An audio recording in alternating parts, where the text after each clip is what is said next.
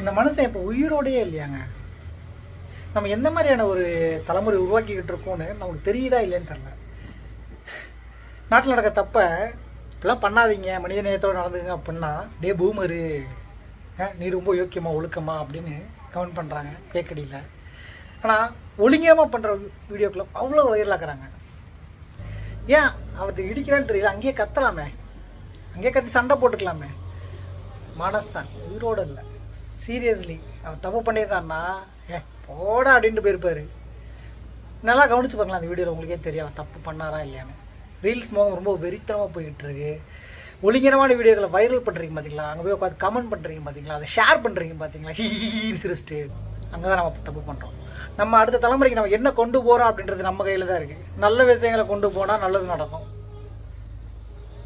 But இது ரொம்ப worst. என்ன சொல்கிறேன்னு தெரில, எனக்கு இவ்வளோ கோவம் வருது.